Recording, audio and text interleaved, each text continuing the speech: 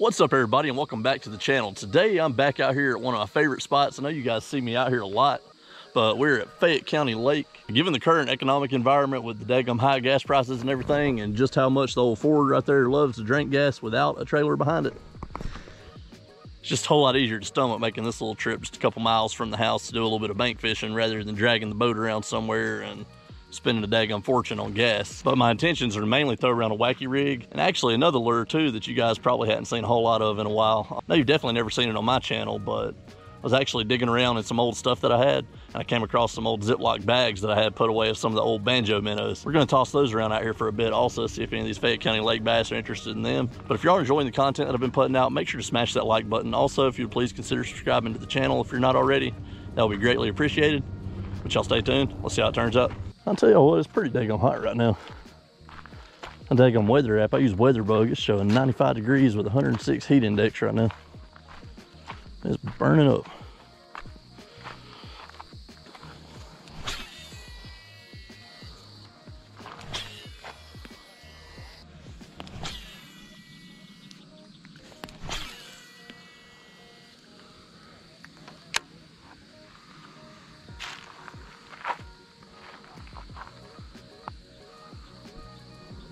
All right, I'm going ahead and changing baits now because I have no confidence at all in that banjo rig. And I mean, as anybody that watches my channel knows, I mean, I'm a big believer in confidence in a bait. And out here I have one confidence bait. That is Wacky Rig Senko. All right, now before I do that, I'm gonna put me about probably 20 yards or so of this 8-pound fluorocarbon leader line on here. And I'm gonna put me a little Wacky Rig hook on here and get the Senko on. And some of y'all might already do this, but for those that don't, got a little old redneck trick for when you're out here needing to put some line on your reel. Put your spool down on top of the antenna, just reel your line on. That's all there is to it. All right, let's get the old Wacky Rig out there and get it in action, see if it changes things for us. Hopefully it'll change our fortunes. I don't know though, the lake is, I mean, usually I see a lot of activity all right through here, but shoot, today it's been relatively still. Really, I hadn't even seen a single one swirl anywhere through this stretch. There were a couple other folks fishing right there, but I overheard them talking about how dead it's been this afternoon. And they done took off and left, so it's done ran them off. But we're gonna keep at it a little bit longer and see what happens. Now, usually, no matter how finicky they are out here, the Wacky Rig's usually good enough to entice at least one or two of them to eat. There one is, guys. Got him.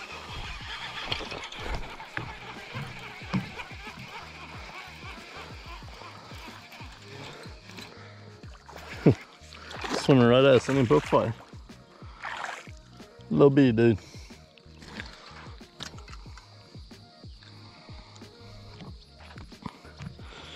We ain't gonna bother weighing him or putting him on the bump board because shoot.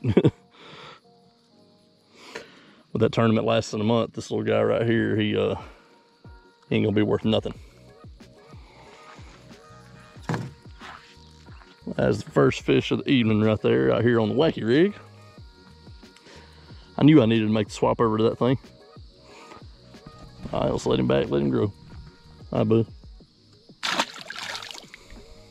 I got him just working this Wacky Rig real slow right here along this grass line. So we're gonna go back through, try that again, see if there's any other ones waiting around in there.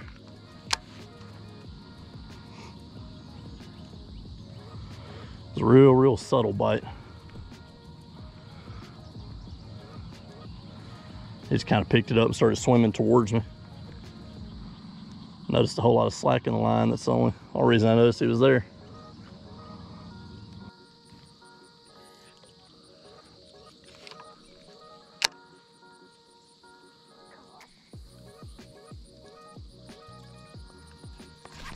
Gotcha, son. You're a little bitty dude, but you ain't smart.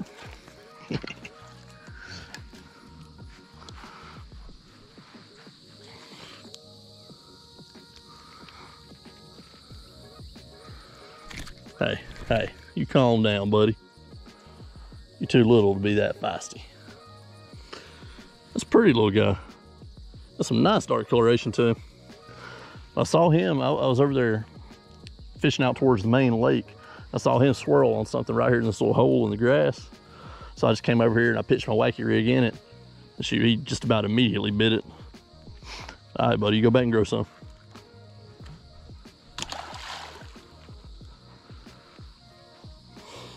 Heck yeah.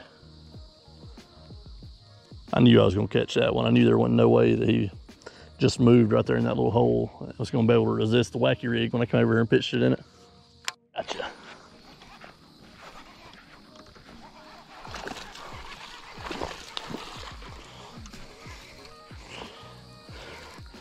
I didn't really want to get him in this cover because I only got an 8-pound leader on this thing.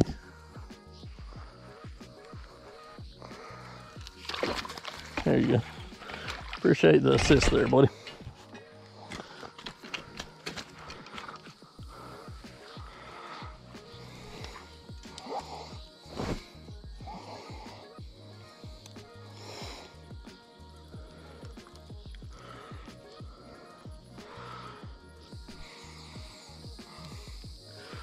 All right, that's the biggest one of the day, which ain't saying much. I mean, that one's probably, shoot, probably about a 2-pounder. All right, buddy. Oh, there's one. Got him, heck yeah, that one feels decent.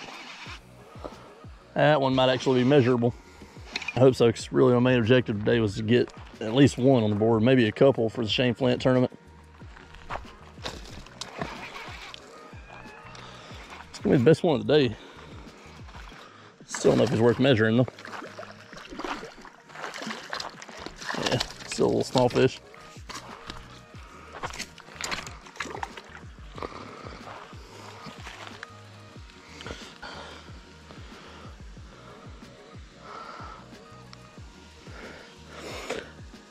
Tell you what, since they fertilized this lake a couple weeks ago, these daggone fish stink. You smell rough, buddy. I don't know what they fertilize it with. It don't smell the best. It smells like a daggone chicken house. Just out of curiosity, we're gonna stick him on the bump board. Let's see what his length's coming out at.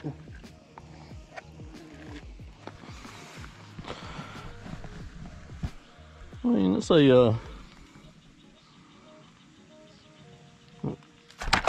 17.5 incher.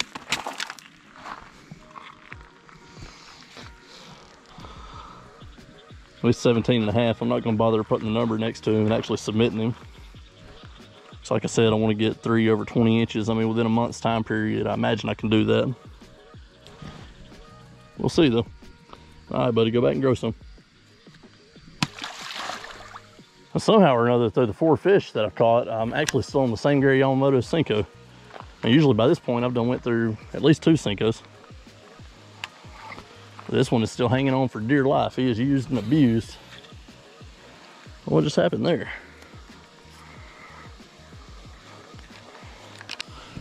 Glad I stuck it out through that hot period when there wasn't really any bites happening. And persistence pays off, just sticking around until that bite window turns on. Because a lot of times it's all about windows. You can fish the same exact spots. I mean, if you ain't there at the exact right time when they're actively feeding, well, you might not catch nothing. You come back and hit those same spots once they start turning on. You go to catching fish. That old Senko ended up finally giving up on me, so I had to swap to another one finally. Let's see what a fresh one will do.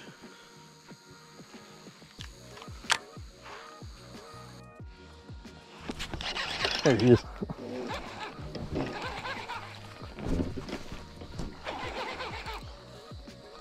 Heck yeah.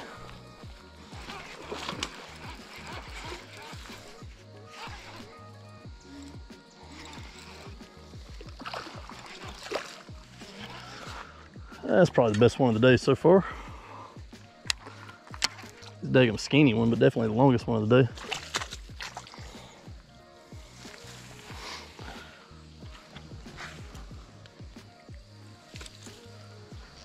Oh yeah.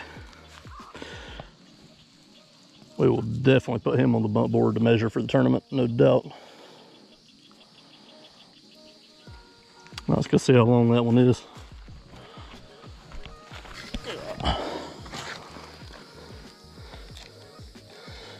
Oh yeah, we gotta put the bump board into extended mode for this one.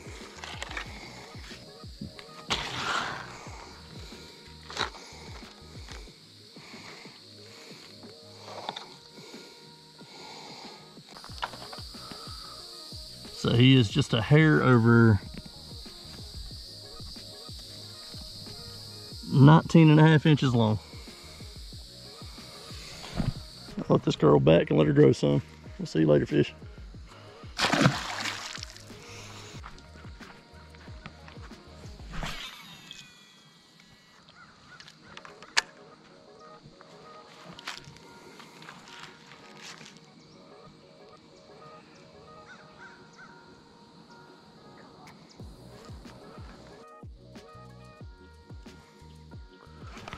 There one is. That gonna broke now.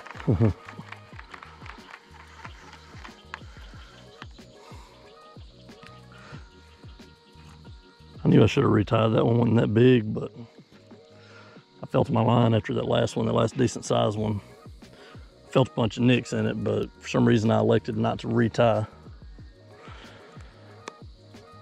Right there, a perfect example. Like, you should always retie when you get a feeling like any nicks or abrasion in your line like that. Always. Been a good afternoon.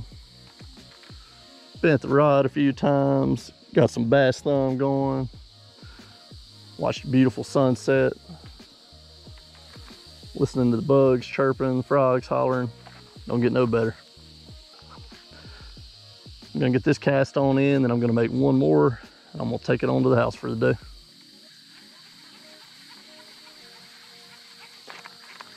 Oh man, just to make it even better, we got old whippoorwill hollering back off in the woods now. I don't know if y'all can hear him. Listen.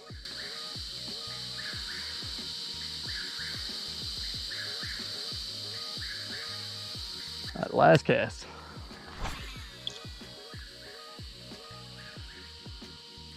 All right, y'all, that's gonna be a wrap for this one. Now, the key to today was persistence and the wacky rig Gary Yamamoto Senko. I mean, that thing saved my butt like it has time and time again. But really, I mean, just the persistence to make it through that hot part of the day and get on to that feeding window later in the afternoon once all the bass got to actively starting to feed. Yeah, as you saw, once that window kicked on, I mean, it's just like a light switch flipped. They just went to actually actively feeding. The shoots ended up turning into a good afternoon. But yeah, I hope y'all enjoyed it. If y'all did, give it a big thumbs up. Appreciate y'all watching. Thank you for the support. We'll see you guys next time.